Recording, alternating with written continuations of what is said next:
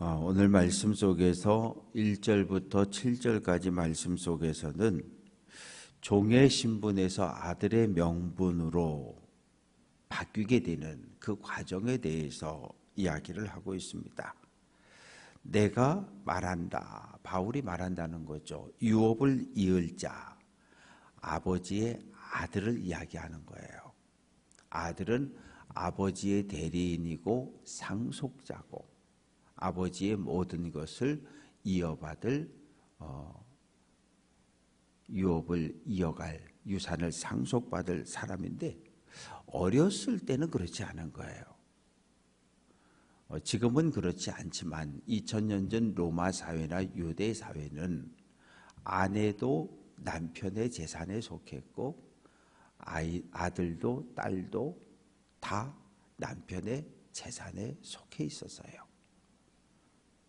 그런데 로마 사회는 이 17살까지 18살 성인이 될 때까지는 그 17살 아래 아이들은 모두가 종처럼 대우를 받는 거예요. 그래서 청지기 또는 후견인, 초등교사 이런 가정교사에 의해서 훈련되어지고 양육받는 그런 제도를 가지고 있었기 때문에 종과 같이 아버지의 아들이 맞지만 실제로는 종과 같은 대우를 받으면서 그렇게 생활을 합니다. 그래서 2절 아버지가 정한 때까지 17살이 넘어 18살이 될 때까지 후견인과 청지기, 초등교사 아래에서 교육을 받다가 우리도 마찬가지라는 거죠. 지금 갈라디아 교회 교인들을 향해서 우리도 어렸을 때에 이 세상의 초등학문 아래에 있어 종노릇하였다. 예수님이 이 땅에 오시기까지 시내산에서 모세를 통해 주신 그 율법을 따라 살았다는 거예요. 그렇게 율법에 매여서 율법의 종으로 율법에 시키는 대로 율법에 순종하는 삶을 살다가 4절 때가 참에 하나님이 그 아들을 보내셨다. 하나님이 정한 때에 하나님께서 하나님의 방법으로 마리아를 통해서 예수님을 이 땅에 보내주셨다는 거예요. 그런데 왜 예수님이 율법 아래에서 태어나게 하셨다는 거죠? 예수님이 태어났는데 마리아를 통해서 태어났는데 유대인의 핏줄로 아브라함 다윗의 후손으로 예수님이 이 땅에 태어나셨다는 거예요. 왜? 먼저 유대인을 구원하기 위해서.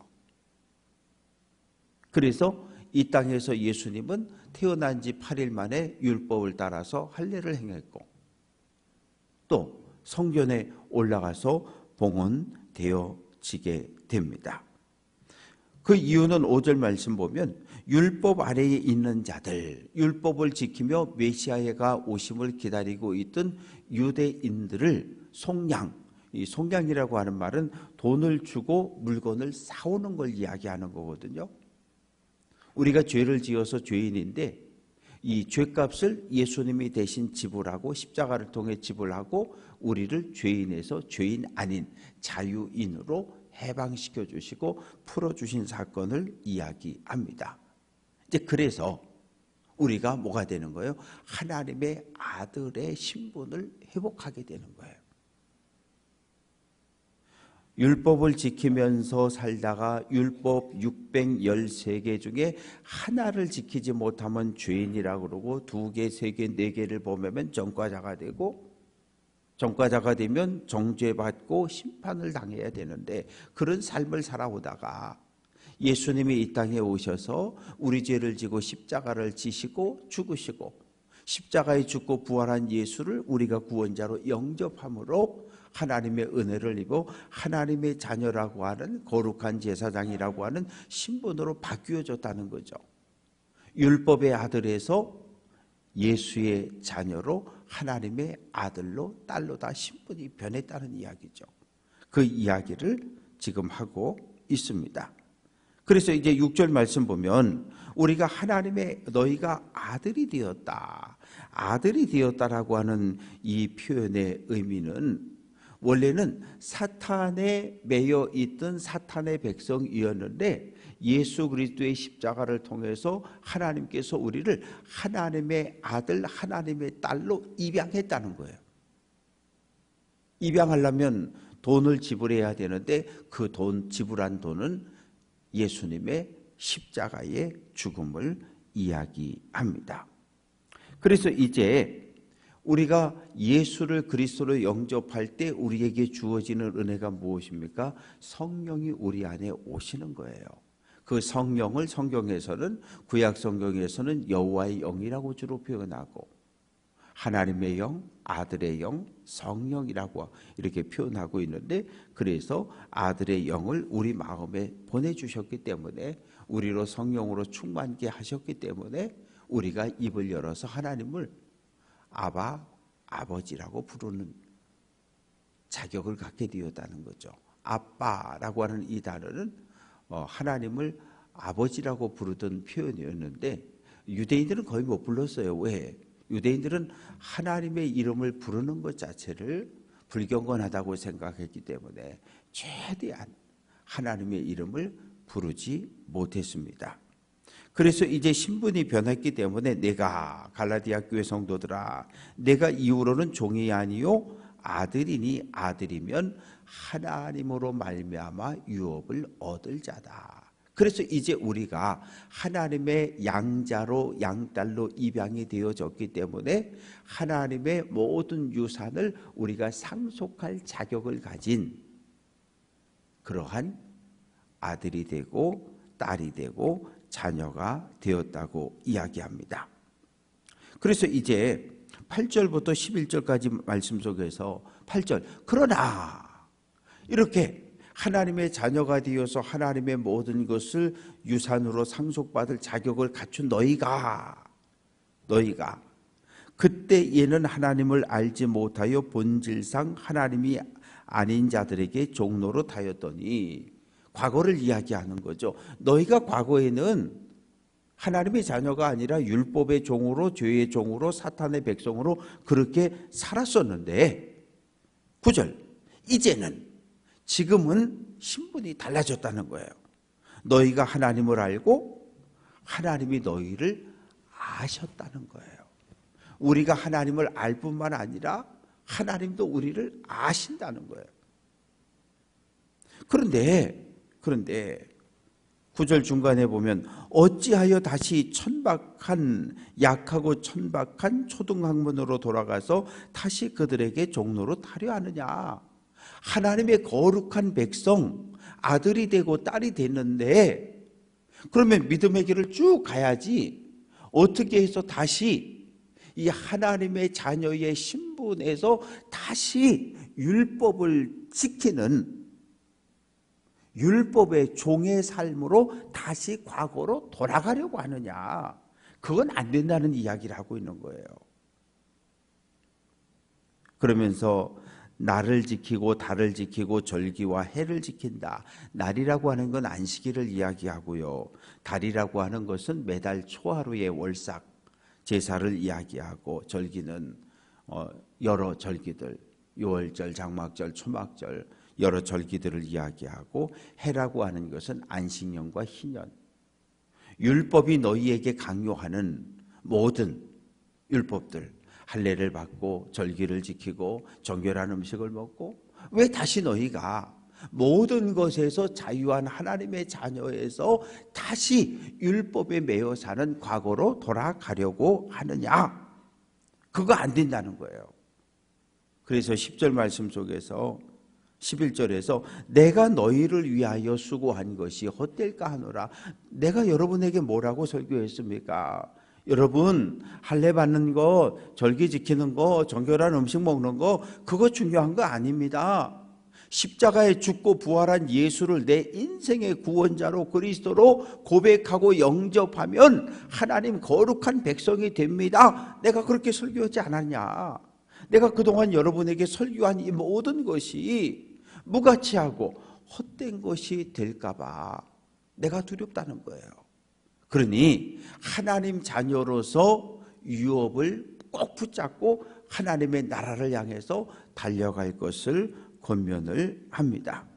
그래서 이제 12절부터 15절까지의 말씀을 통해서 갈라디아 교회 성도들을 향해서 올바른 믿음을 꼭 붙잡고 과거로 돌아가지 말고 율법의 사람으로 돌아가지 말고 하나님 거룩한 백성으로 자유한 사람으로서 믿음의 길을 끝까지 달려갈 것을 권면을 하고 있습니다.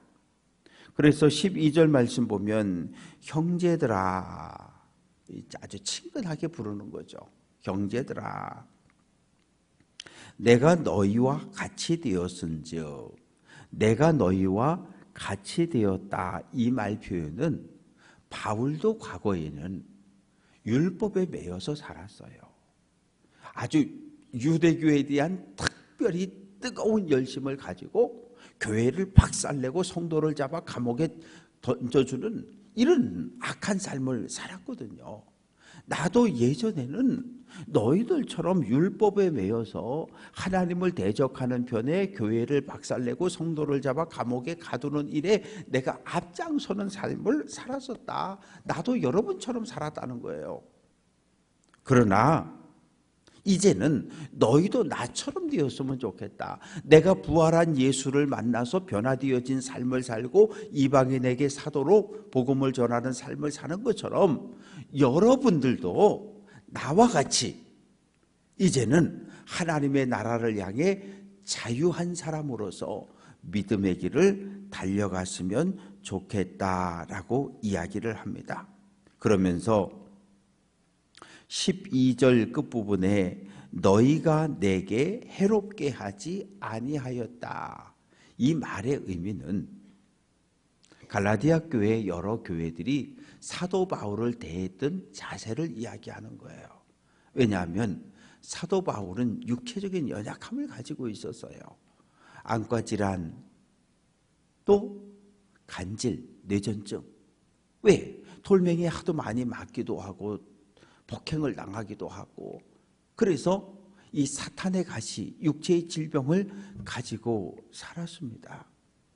그래서 설교하다가 막 몸을 떨다가 푹 쓰러지기도 하고, 그렇게 어떻게 보면 사람의 눈으로 보면 우리 목사님이 능력이 없는가 봐, 우리 목사님이 왜 저러지, 한 번, 두 번은 목사님이 복음을 전하다가 두들겨 맞아서 머리를 맞아서 이렇게 좀 충격을 받아서 아이고 어떻게 그러지만 계속 반복되어지면 사람의 생각이 달라지는 거예요. 우리 목사님은 하나님의 은혜를 못 받았나 봐, 우리 목사님은 능력이 없어, 우리 목사님 왜 저러지? 그럴 수 있잖아요. 그런데 갈라디아 지역의 교회들은 그렇게 하지 않았다는 거예요. 사도 바울을 사도로, 존귀한 목회자로 복음을 전해주고 진리를 전해준 귀한 목사님으로 예우를 했다는 거예요. 그래서 13절, 내가 처음에 육체의 약함으로 말미암아 너희에게 복음을 전한 것을 너희가 알지 않느냐. 내가 설교하다 갑자기 쓰러지기도 하고, 내가 예배 시간에 못 나가기도 하고 늦게 나가기도 하고. 왜? 내 몸이 아프고 연약했기 때문에. 그런 거 여러분이 다 알지 않습니까? 그럼에도 불구하고 14절 말씀 보면 너희가 업신 여기지도 아니하고 버리지도 아니했다. 나를 무시하지도 않았고, 나를 손가락질하지도 않고, 조롱하지도 않고, 험담하지도 않고, 뒷담화하지도 않고, 나를 존귀하게 대했다는 거예요. 누구처럼? 하나님의 천사처럼, 그리스도 예수님처럼.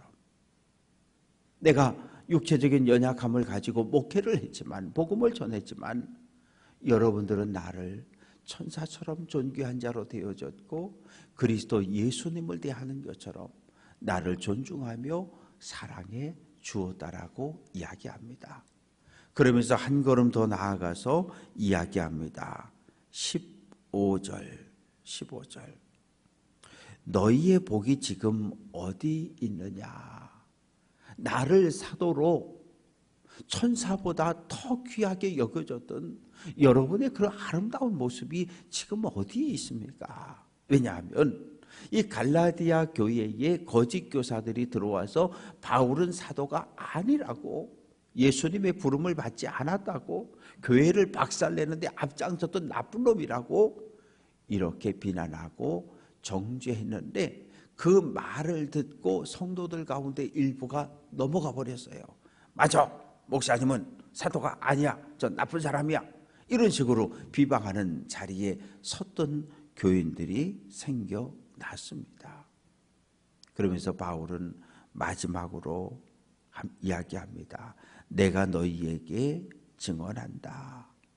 너희가 할 수만 있었더라면 너희의 눈이라도 빼어 나에게 주었으리라. 이 말의 의미는 사도 바울이 눈에 문제가 있어서 글도 잘 읽지 못하고 성도를 잘 알아보지 못하고 목회하는 데 많은 어려움을 갖고 있다는 이야기를 전해 듣고, 아니면 본인들이 실제로 눈으로 목격하고 나서, 우리 그러잖아요. 자녀들이 손주들이 아파서 병원에 입원하고 수술하면 아우 내가 저 자리에 차라리 누워있는 게 낫지, 우리 아이는 건강을 회복하고 내가 아픈 게 낫지, 우리 이런 마음이 있잖아요. 아유 내 눈을 빼어서 우리 사도 바울 목사님이 건강해질 수 있다면 내가 그렇게 할 수 있을 텐데, 바로 그런 마음이에요. 갈라디아 교회 교인들이 사도 바울을 그렇게까지 사랑하고 존경했다는 거예요. 그런데 거짓 교사들이 들어와서 거짓 가르침으로 성도들을 유혹하고 하나둘씩 사도 바울을 적대하게 만들었다는 거예요. 그것에 대해서 사도 바울은 탄식하며 안타까운 마음을 갈라디아 교회에 전하고 있습니다. 말씀을 정리합니다. 오늘 우리의 신분은 무엇입니까? 율법에 매여 있던 율법의 자녀가 아니고 죄의 자녀가 아니고 우리는 하나님의 거룩한 백성, 하나님의 아들, 하나님의 딸이 되었어요. 우리 신분이 변했다는 이야기예요. 우리는 다시는 과거로 돌아갈 수는 없어요.